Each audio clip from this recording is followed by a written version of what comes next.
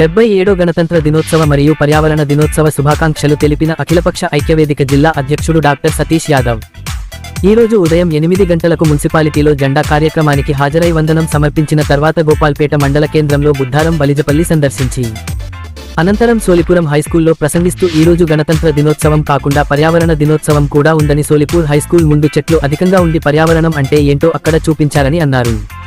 ఈ రోజు రాజకీయ నాయకులు పర్యావరణాన్ని నాశనం లేపుతుంటే మేధావులు రైతులు రక్షించాలని చూస్తున్నారని, దానికోసం టీచర్లు యువకులు విద్యార్థులు పాటుపడాలని తెలిపారు. ఈ కార్యక్రమంలో మున్సిపల్ సిబ్బంది, రాజకీయ నాయకులు, ఆయా స్కూల్లో టీచర్లు, విద్యార్థులు, అఖిలపక్ష ఐక్యవేదిక నాయకులు పాల్గొన్నారు. అదృష్టంగా భావిస్తున్నాము. ఎందుకంటే వచ్చిన వెంటనే ఇక్కడ ఉన్న వాతావరణం చాలా ఆహ్లాదకరంగా ఉంది.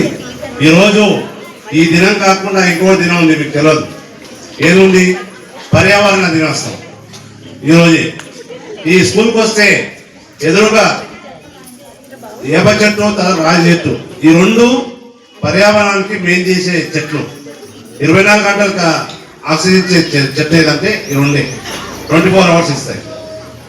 ఈరోజు రాజకీయ నాయకులు పర్యావరణాన్ని పాడు చేస్తుంటే ఉపాధ్యాయులు, పిల్లలు ఇలాంటి పర్యావరణాన్ని రక్షిస్తున్నారు.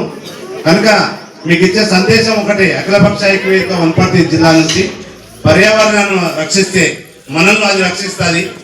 ఈ సందర్భంగా ఇక్కడ వచ్చిన మీ ఊరు గురించి తెలుసు, కానీ మీ గురించి చాలా తక్కువ తెలుసు. ఇక్కడ విద్యార్థినులు చాలా చక్కగా పాట పాడి ధ్యానం చేశారు. మీకు అందరికీ ఈరోజు శుభాకాంక్షలు తెలుపుతూ తెలుస్తుంది. అన్ని పాఠశాలకు వెళ్ళి ఇస్తున్నాము. వనపర్తి జిల్లాలో ఎక్కడెక్కడ ఏమున్నాయి అనేది ఈ క్యాలెండర్ ఉంటుంది, మీ ఉపాధ్యాయులకు ఇస్తున్నాము. ఖచ్చితంగా దీన్ని ఒకసారి మీరు చూడవలసిందిగా అందరికీ మేము విజ్ఞప్తి చేస్తున్నాం. ధన్యవాదాలు.